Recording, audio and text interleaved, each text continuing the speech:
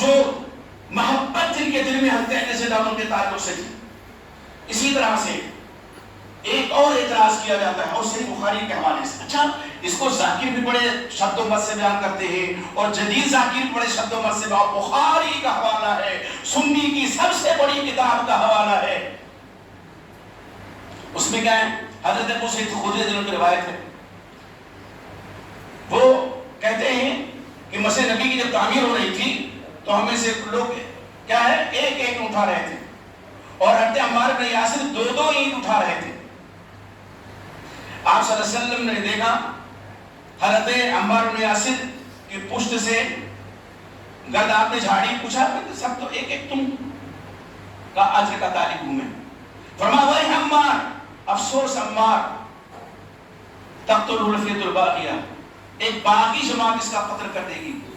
یدعوہم الی الجنہ ویدعوہم الی النار, یہ عمار اس باغی گروہ کو جنت کی جانب بلائے گا اور وہ باغی گروہ عمار کو جہنم کی جانب بلائے گا.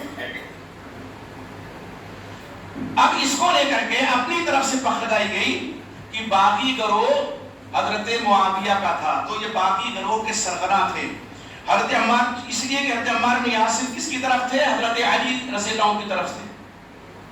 بوڑھے تھے, 90 سال سے زیادہ ان کی عمر تھی, ٹھیک ہے, لیکن یہ تھا محبت حضرت علی سے تھی تو ان کے ساتھ تھے وہ. اب جب جنگ کا ماحول ہوتا ہے تو حضرت علی کے ساتھ خوارج میں تھے کہ نہیں تھے, جو بعد میں حضرت علی سے الگ ہوئے نا تحکیم کے موقع پر. تو آپ دیکھیے کہ یہ صحیح بخاری کی روایت کا حوالہ دیتے ہیں. الجمع بین الصحیحین علامہ حمیدی کی کتاب ہے, اس میں وہ لکھتے ہیں کہ یہ دونوں جملے تقتلہ الفئۃ الباغیہ اور یدعوہم الی الجنہ ویدعوہم الی النار ایک ساتھ نہیں ہیں. اصل نسخے میں صحیح بخاری ہے.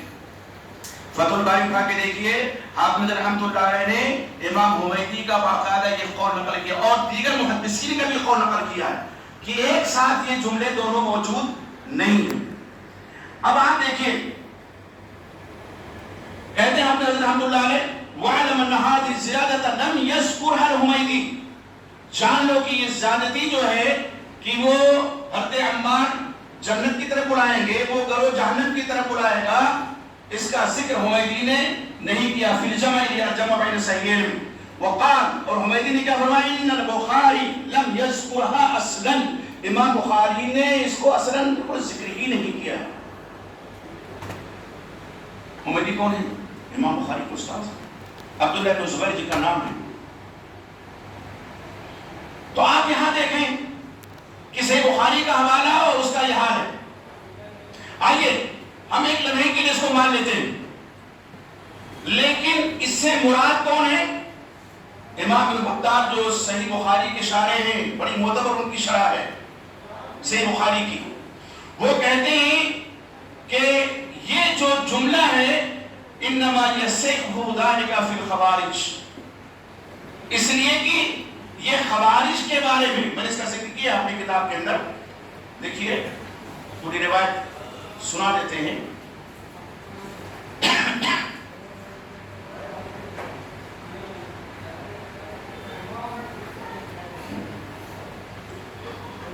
کیا کہتے ہیں امام بطال کہ انما, بے شک یہ کہ جنت کی طرف بلائیں گے عمار اور وہ جہنم کی طرف دوسرا گروہ.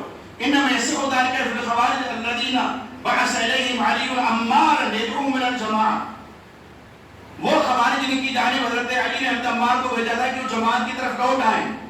خوارج کا کیا تھا واقعہ تحقیق میں کہ قرآن اٹھایا گیا حضرت معاویہ کی طرف سے, حضرت عمرو بن عاص نے اٹھایا اور کہا کہ اس پر فیصلہ ہو جائے کب تک لڑیں گے, دونوں مسلمان ہیں. اور اسی لیے حضرت علی نے کیا فرمایا تھا جب ایک آدمی نے حضرت علی سے کہا کہ ان کے مقتولین تو جہنم میں ہوں گے, کہا کیا کہتے ہو تم؟ قتلانا وقتلاہم فی الجنہ, ہمارے مقتولین معاویہ کے مقتولین دونوں جنت میں. یہ گواہی حضرت علی سے لوٹ ہوئی.